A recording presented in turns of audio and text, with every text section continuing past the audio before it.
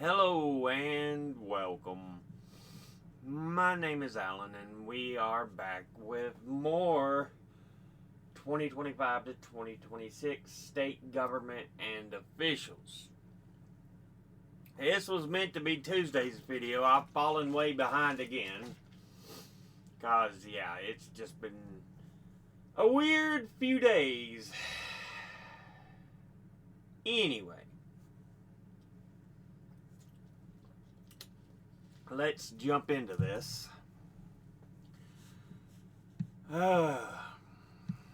Today we are looking at, for this video rather, we are looking at the state of Oregon, which, as you can see on the screen right here,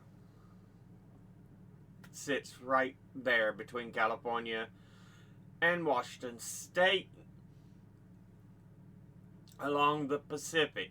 Its nickname is the Beaver State. Thus why one of its colleges, Oregon State University, has a mascot known as the Beavers. Its capital city is Salem, even though the largest city is Portland. So Portland, Oregon, Salem, Oregon. Now let's see here. Pacific Northwest region in the western U.S., with the Columbia River delineating much of its northern boundary with Washington State, while the Snake River delineates much of its eastern boundary with the state of Idaho. The 42nd degree north parallel line delineates the southern boundary with California and Nevada, and its western boundary is formed by the Pacific Ocean. Yeah. Oregon is where Lewis and Clark expedition went to when they reached the ocean and saw how large the land actually was. But yeah.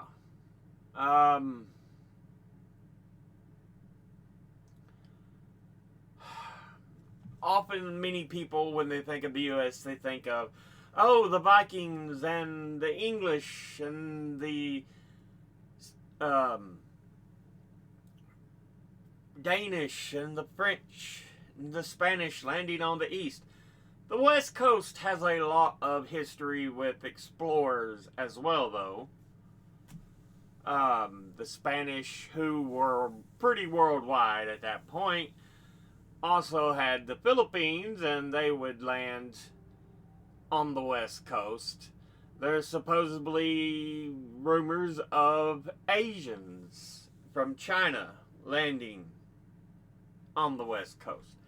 So yeah, it's got a history of exploration on its own. But anyway, let's dig into the Constitution of the state. Oregon Constitution, the one that is in effect right now, was ratified November 9th, 1857, after having been drafted or created September 18th of 1857. So yeah, that might be the original. Let's see, constitutional documents enacted predate statehood. Organic Law of 1843, Organic Law of 1845, adopted to govern the Oregon Territory. In 1857, leaders of the territory gathered at the Oregon Constitutional Convention and drafted the current Constitution. So, is it from original statehood, I guess, that is the one that's used. So, since its creation as a state, same constitution. which is rare. We see states with multiple. But Oregon seems to be one that's had only one since statehood. So, with that, let's look into the government. Has a bicameral legislature that meet in the Oregon State Capitol. Governor, which I found interesting. I didn't see a lieutenant governor listed. So one of those things. It may not have one. The judicial branch, multiple courts. But yeah, 3 branches: judicial, executive, and legislative, just like the U.S. Constitution, which Trump ignores like the little whiny cunt he is. Oh, did I curse? I don't give a shit. Also, yeah.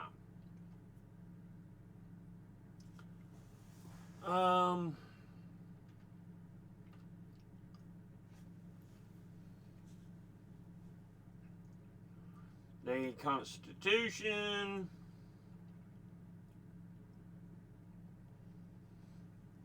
Here are your elected executive officers. Tina Kotek is your governor. Tobias Reed, your Secretary of State. Elizabeth Steiner, your treasurer. Dan Rayfield, the Attorney General. And Christina Stevenson, your Commissioner of Labor. So, yeah.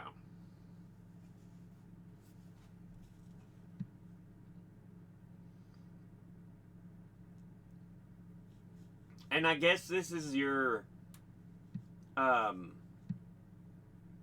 cabinet for the governor. Secretary of State, under which there's the Archives Division, Sustainability Board.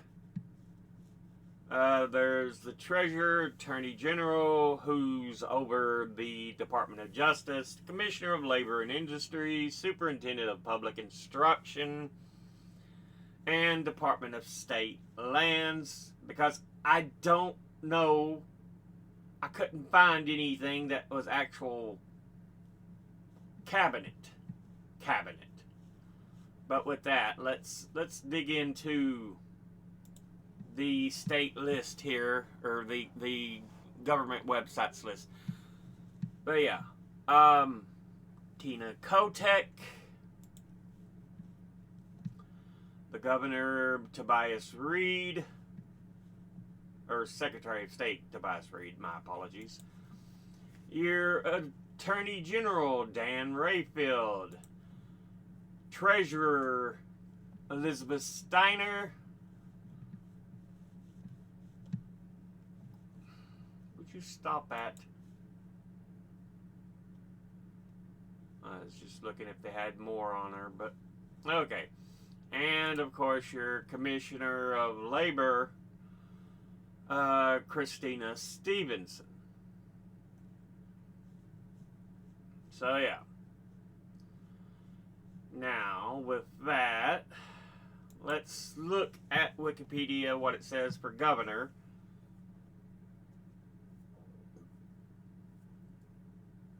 Term length, 4 years. It's renewable once in a 12-year period. So you can go 1 term, 2 terms, and then there's got to be a 12-year period between. Which is interesting. They don't say skip a term and come back like I've seen a lot of other constitutions do when it comes to their governors. So yeah.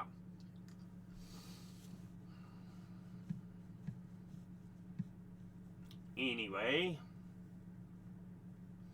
The governor is the commander-in-chief of state's military forces.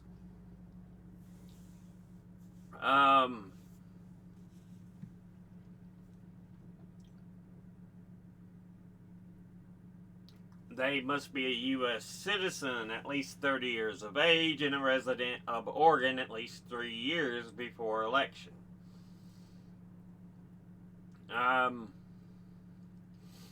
They also can have to be not a member of Congress or a person holding any office under the U.S. or under Oregon's state or under any other power to be able to be governor, except as may otherwise be provided in the Constitution.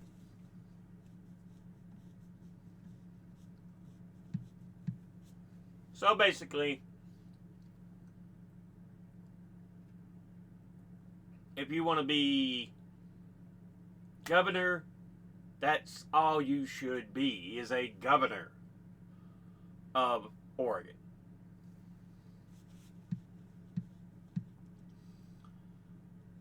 No person shall be eligible to office more than 8 in any period of 12 years. So again, 12-year gap is your safest bet.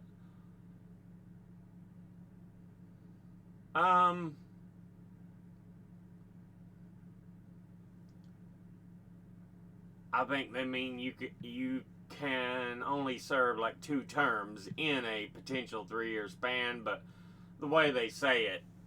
So it's kind of like the 2 terms, skip a term, 2 terms, skip a term, or skip at least 2 because you want that 12-year span to fit. So it's not quite, but it's very close.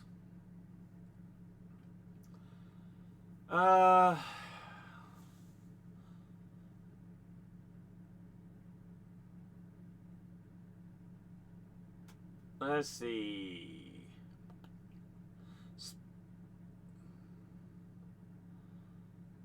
Formal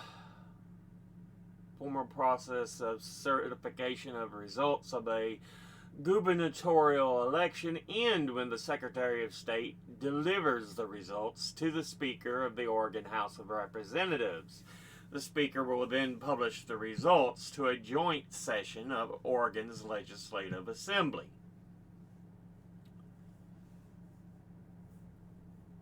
Let's see. Your current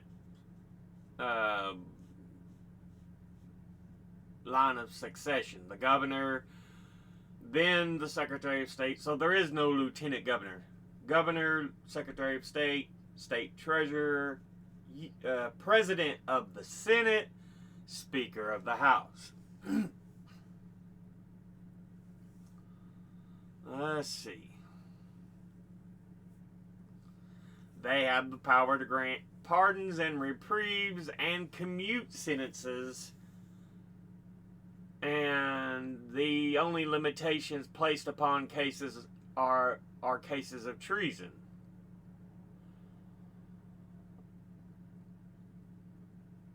Additionally, the governor can remit fines and forfeitures. Any use of these powers, however, must be reported to the legislature. In treason cases, the governor may only grant reprieves. The final matter of pardons, commuting of sentencing, or further reprieves is referred to the legislature in these cases. So, yeah.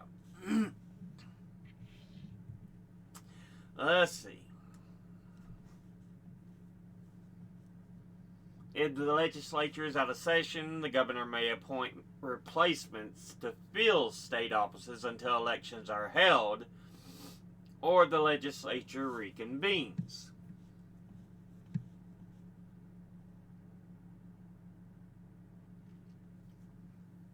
The governor's official residence is Mahonia Hall in Salem, Oregon. the official governor's mansion.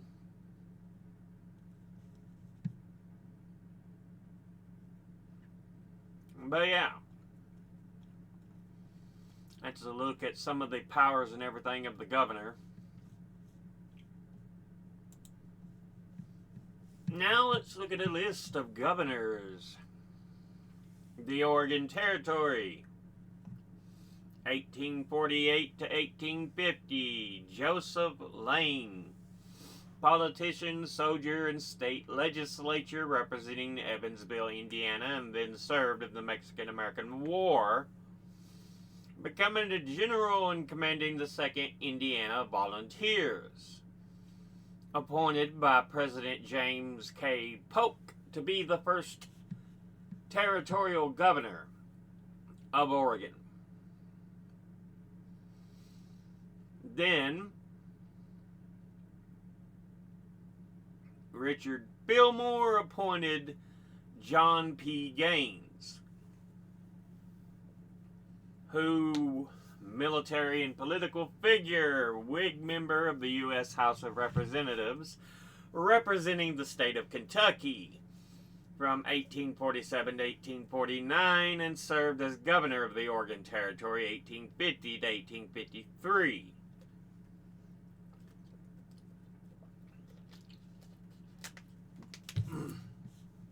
Then we have appointed by Franklin Pierce, Joseph Lane, who came back, and he serves for a matter of 2 days. So yeah, two whole days. And then Pierce appoints John Wesley Davis, 1853 to 1854. Not quite a full year, September to August.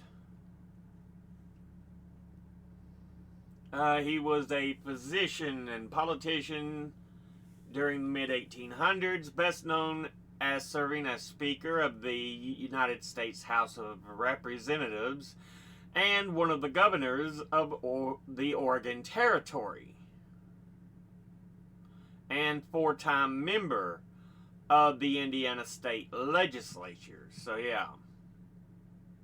And finally, Pierce appointed George Law Curry, 1854 to 1858. And he was an American political figure and newspaper publisher, becoming in what became the state of Oregon. He was native to Pennsylvania.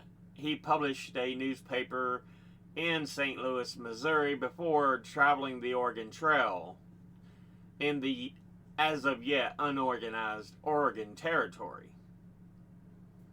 So yeah. Then we have statehood. The first elected governor was a Democrat, John Whitaker, or Whiteacre,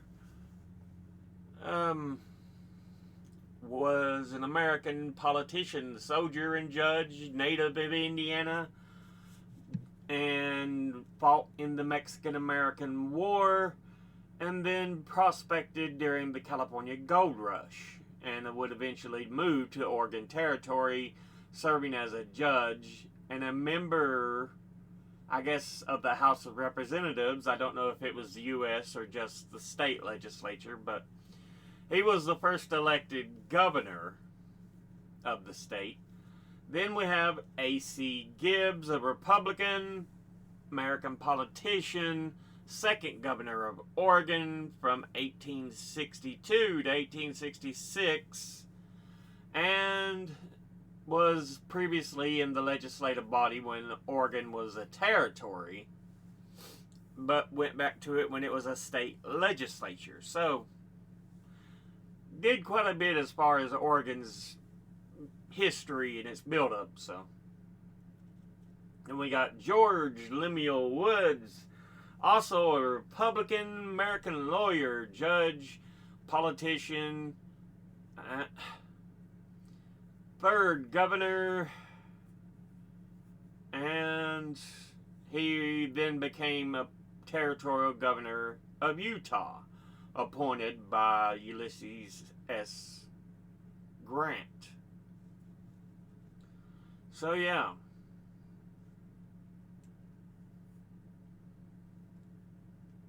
Then we have Democrat Lafayette Grover,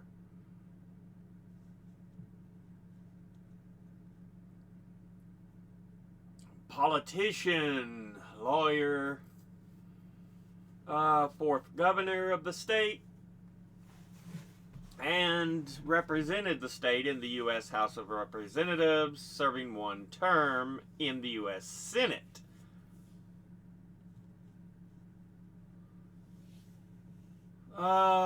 Then we have Democrat Stephen F. Chadwick, the fifth governor. He wasn't in office very long, 1877 to 1878. First person to obtain the governorship by way of the state's line of succession. So he was Secretary of State when Grover resigned, but he did not run for his own term. He just stepped in and did his job, essentially.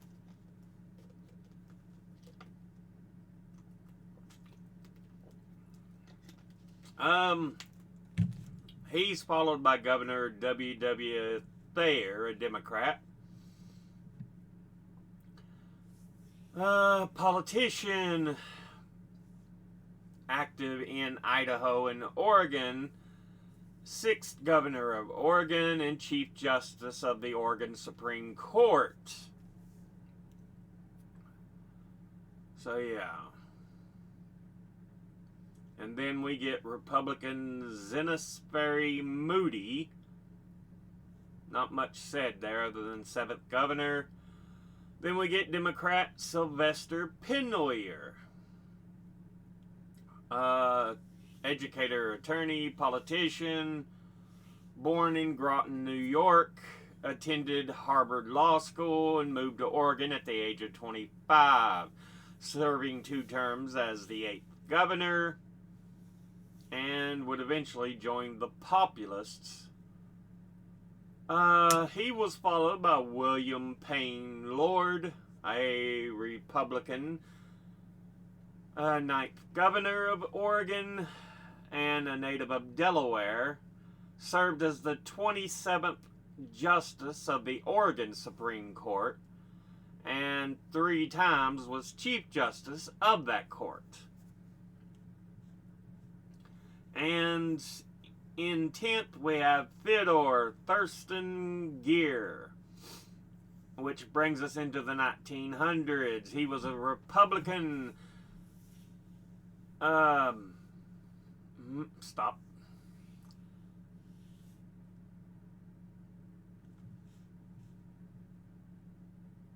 Tenth governor. Not a whole lot said, so anybody of note afterwards?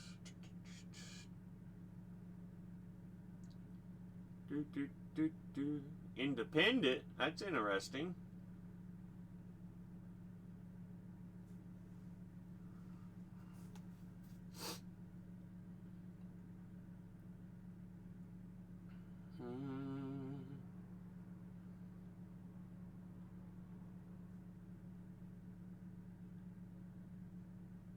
Didn't I see McCall earlier?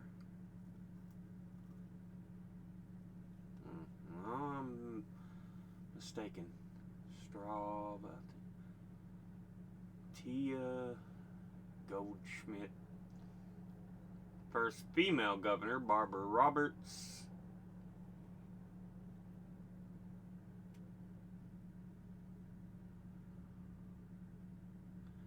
Kitzhaber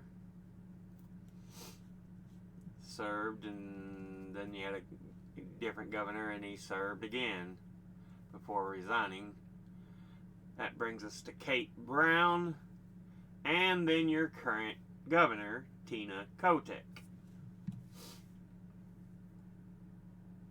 But yeah, that's a look at the governorship. Now, let's look at the legislature. The Legislative Assembly, bicameral with the Senate and House of Representatives. The Senate led by Senate President Rob Wagner, and the House led by House Speaker Julie Fahey. In the Senate, you have 30 seats, with the current makeup of 18 Democrats to 12 Republicans. And in the House, you have 60 seats, with the current makeup of 37 Democrats to 23 Republicans.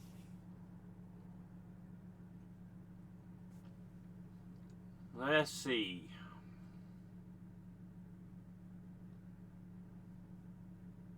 There are no term limits.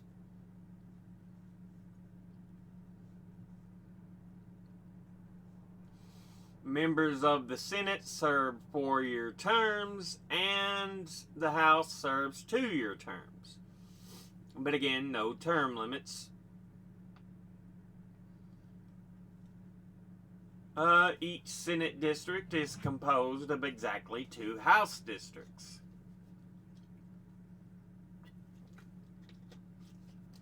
So it gives examples. Senate District 1 contains House Districts 1 and 2. Senate District 2 contains House Districts 3 and 4. So on, so on. Senate districts contain about 127,700 people. The legislature is termed as the Citizens' Assembly, meaning most legislators have other jobs. So again, it's kind of a part-time deal, as you see in a number of state governments. Bills may be introduced in either house and must flow through a committee before being voted upon. Bills for increased revenue must be introduced in the House.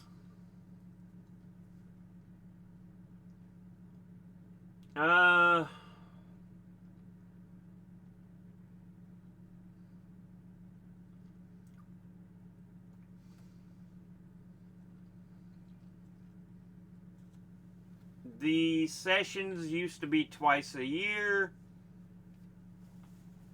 Now it's only once a year.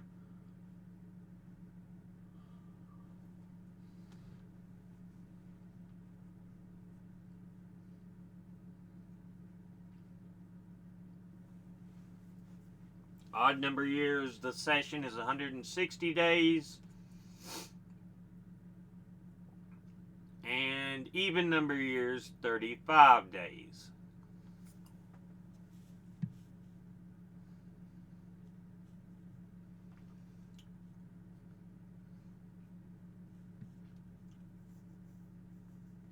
So even number years are real tiny. Just over a month.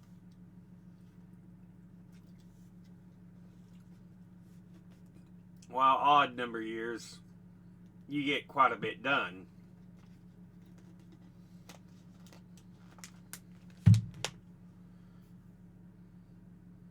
Because you're looking at what?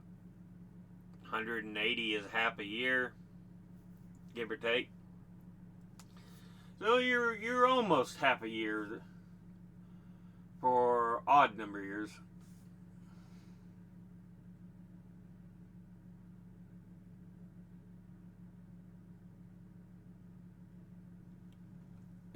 Governor of Oregon is the only person who can call the assembly into special sessions until 1976, when voters approved a constitutional amendment allowing the legislature to call itself into session.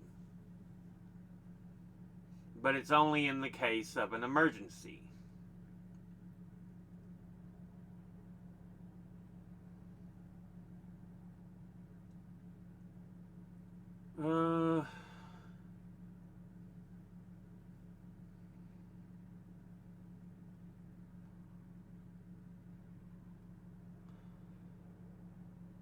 The Constitution of Oregon requires a 3/5 vote in both houses in order to pass new taxes or increase in existing ones. In addition, 2/3 of senators are required to form a quorum. So, yeah.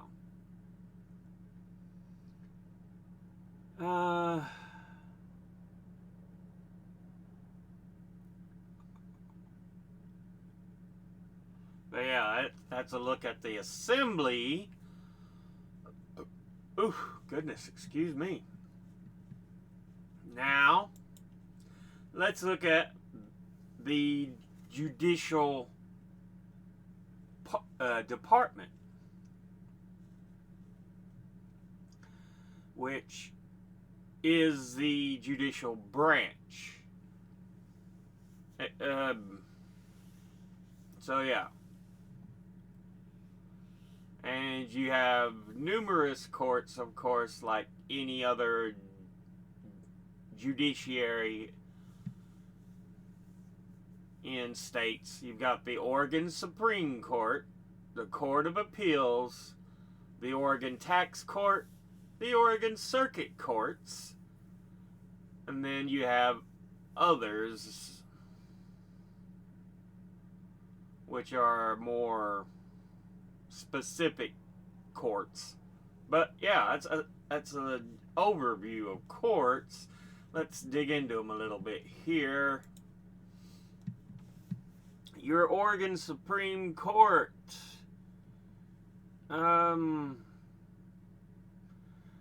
Judges serve 6-year terms. There's 7 judges, so 1 Chief Justice and 6 associates. The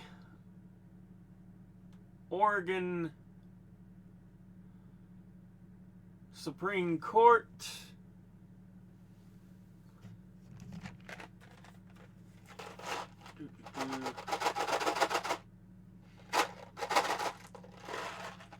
shares the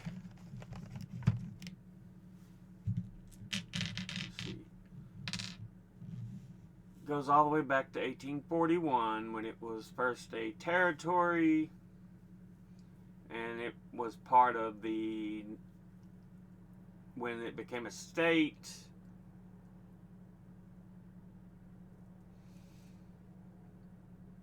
But it is the highest court.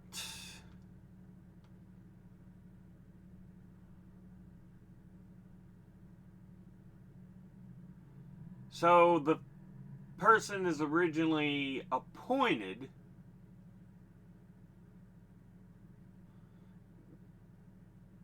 often by the governor. If there's a mid-point resignation or retirement or death, the governor will appoint that, and then they must be elected during the next election.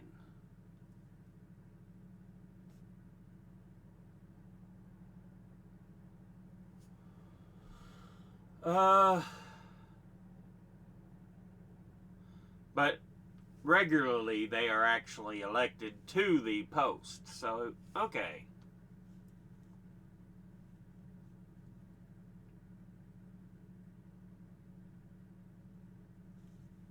The court can appoint retired judges, lawyers, and other judges to serve temporarily as judges at any level in Oregon, and can appoint senior judges to serve on any state court at or below the highest level of the court that judge had served on before retirement or resignation.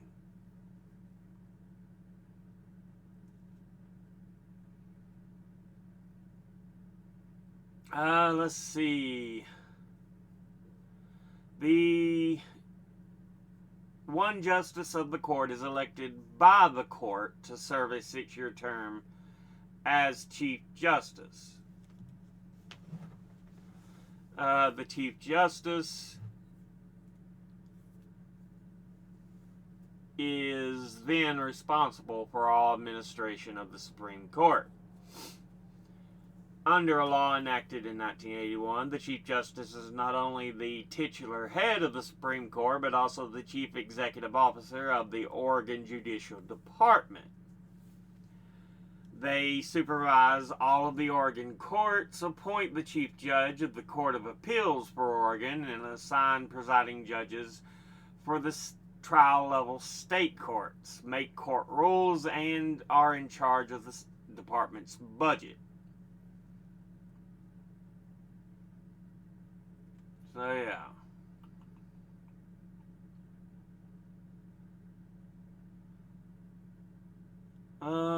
Like other Supreme Courts, the Oregon Supreme Court acts primarily as a court of appeals and choose cases that are of legal significance or to unify lower court decisions.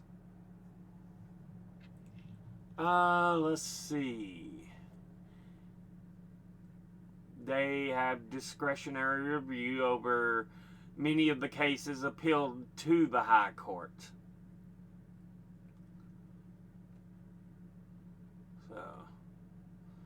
As of 1995, the court only accepted 1 in 8 appeals that were discretionary.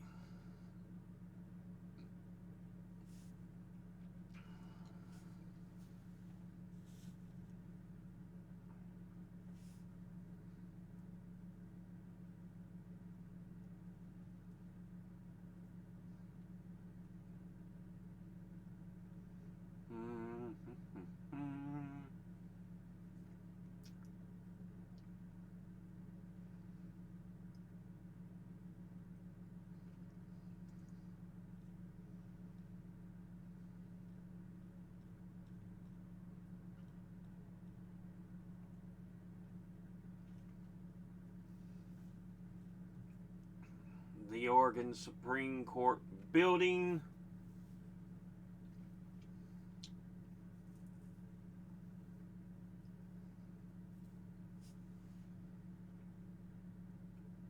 And your current justices.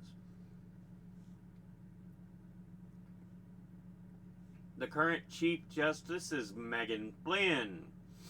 And your associate justices are Rebecca Duncan, Christopher J. Garrett, Roger D. Hoog, Stephen Bushong, Bronson James, and Aruna Massey.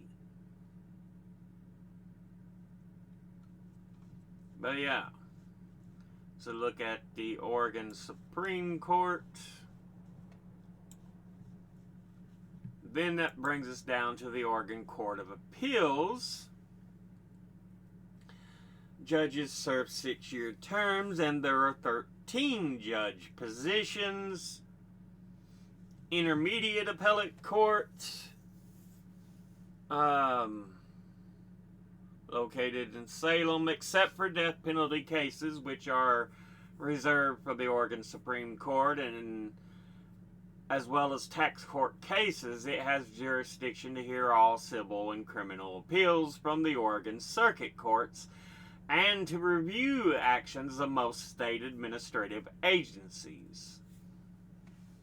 The judges are chosen by the people in statewide elections to 6-year terms and have as their administrative head a chief judge appointed from the number by the Chief Justice of the state Supreme Court.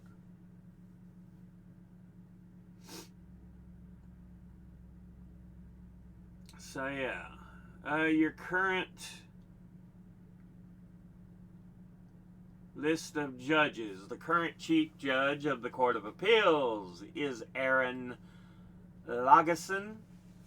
with the other judges being Darlene Ortega, James C. Egan, Douglas L. Tukey, Scott A. Shore, Robin L. Yagi, Stephen R. Powers, Jacqueline S. Cammons, Ramon A. Pagan, or Pagan, Christina Hellman, Anna M. Joyce, Megan Jacquot, and Ryan T. O'Connor.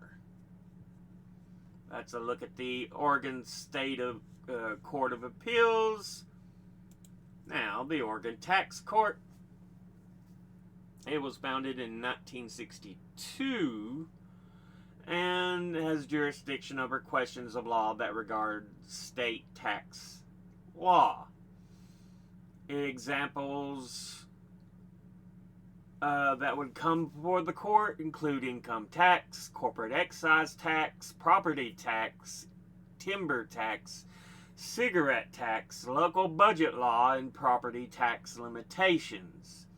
And its purpose is parallel to that of the United States Tax Court. Taxpayers and tax authorities can take advantage of a court that is familiar with taxation issues.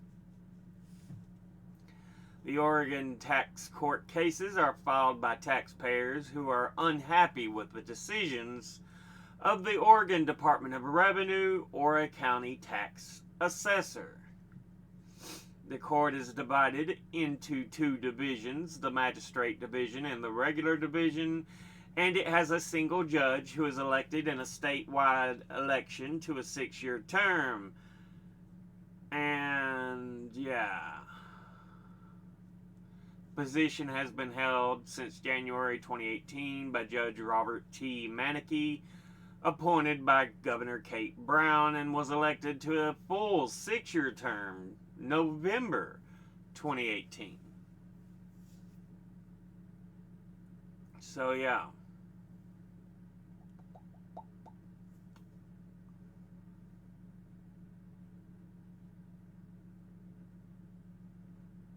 But that's the tax court, and finally the circuit courts for Oregon.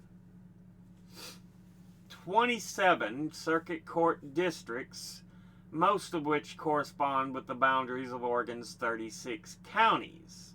27 circuit courts, 36 counties.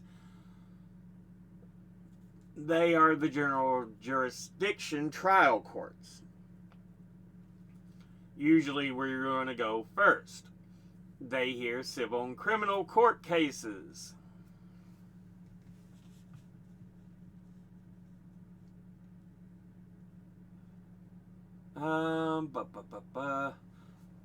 As of January 2007, all the different courts had a total of 173 judges. Your appeals generally go to the Court of Appeals, but in limited number of cases, they go to the straight to the Supreme Court of Oregon.